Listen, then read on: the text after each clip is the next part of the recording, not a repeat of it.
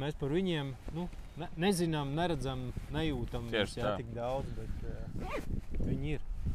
Jo ir, mums arī tieši tajā pašā Garminā blakus, kas bija studijā, bija Māris Liecvietis no Alūksnes Aljas, ja, kuri tur to ezeru ir sakārtojuši, sakopuši.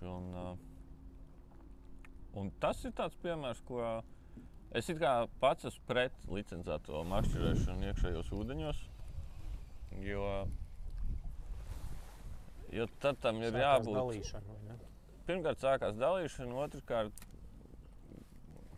es neticu, ka visi to var izdarīt tā kā Alūksne. Alūksnes vienmēr esmu minējis kā izcilo piemēru tajā, kad tur nav tā, ka tu samaksā par licenci, un ar to arī viss beidzās. Tu brauc sopēt, kontrole nav, zivju nav, un tu vienkārši uz tā dabas rēķina pašvaldība iekasē no tevis kaut kādu finansējumu, kas, es neko negribu sliktu teikt par citām vietām, tāpēc nesaukšu viņus vārdā, bet rodās tāds iespējas, ka uztaisam licencēto makšķerēšanu, tagad būs viss smuki, bet nekā tur nav smuki. Ir viss tieši tas pats, kas bija bez licences, tikai tas, ka tu tagad vēl pašvaldībā ienes kaut kādu naudiņu. Un tad ir tā, ka liekas, ko tā licencētā copa var izdarīt. Bet var izdarīt, un Alūksne ir izcils piemērs tam, jo viņi ir izkoduši ārā tos malu zvejniekus. Tur nav vairāk tie tīklu gadījumi viņiem tur ir cita problēma, tāpēc, ka ir dzidrs ūdens un naktīs uzdarbojās zemūdens mednieki, kas arī ir,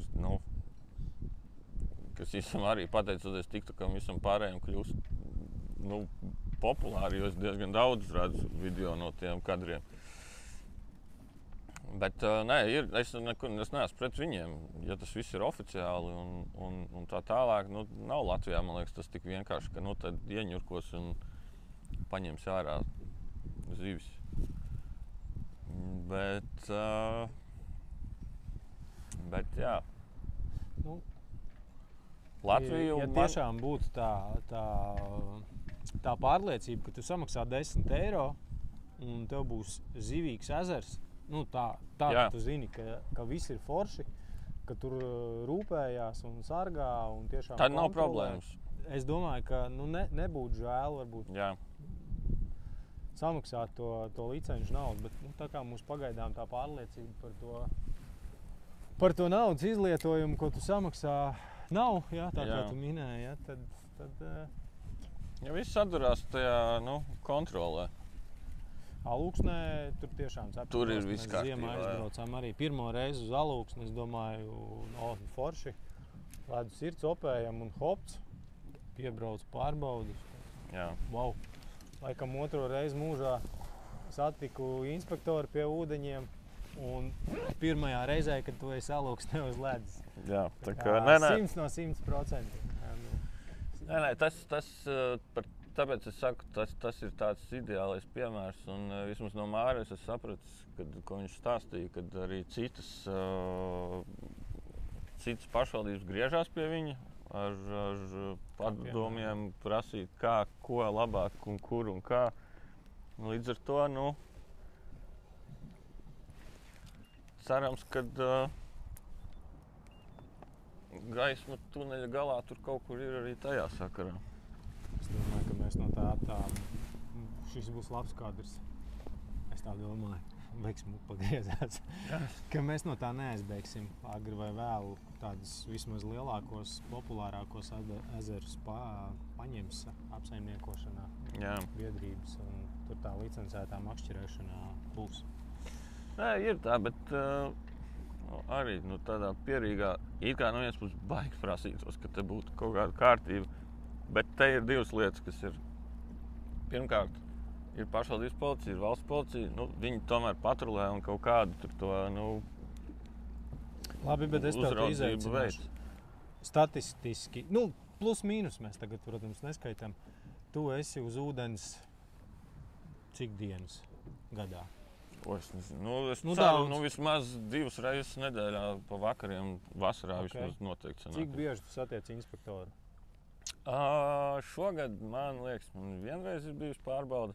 Bet parasti ir tā, ka viņi atpazīst gan mani, gan laivu. Un tad, ja viņi ir piebraukuši tur, iepriekš man bija tā sarkanā laiva, ja, tā bija vispār zīmīga. Viņi parasti vienmēr mājā piebrauc, paskatās, paprasa, šogad arī viss ir labi, un tad atlikušo gadu viņi liek mierā, jo, citreiz pat brauc garām, pamāja roku. Protams, tā ir viena ekipa, es nezinu, vai viņi tur savā starpā arī tur kaut ko komunicē, vai viņiem ir datu bāze, kur viņiem ir laivas numurs uzrakstīts, kad nav varbūt jēga laiku tērēt, un pie šiem var vairāk nebraukt.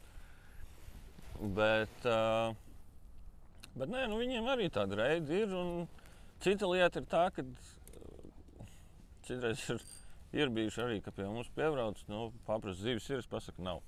Un ar to arī viss beidzās. Bet tas, ka laivā stāv kaut kādi 5 maisi, kuros varētu būt pilns ar zemēriem, tas netiek apskatīts. Tad varbūt gribētos. Bet mums nākošais podcasts būs ar Rīgas pašvaldības policiju. Ceram, ka nākošais. Mēs gribējām jau šo ar viņiem taisīt, bet nesanāca ar laikiem ne viņiem, ne mums. Un jā, mēs kāpsim iekšā pie viņiem laivā un dosimies pāris stundu reida braucienā. Tad ja ir īstenībā varbūt kaut kādi interesanti jautājumi, droši uzrakstiet mums komentārā. Noteikti paprasīsim viņiem. Man pašam ir sakrājušies jautājumi. Iepriekšējā žurnālā gan ar pašvaldības policiju bija arī intervija par jauniem noteikumiem un tā tālāk. Bet noteikti, kad pāris stundu laikā mēs... Zaceps? Nē, copaties. Pāris stundu laikā mēs mēģināsim ar viņiem parunāt par aktuālo un arī parādīt to viņu ikdienas darbu, kā viņiem tie reidi notiek un tā tālāk. Jā, tā bija viena lieta, ko es teicu, kas mums glābj. Tas ir tas, ka kaut kāda kontrole vismaz ir.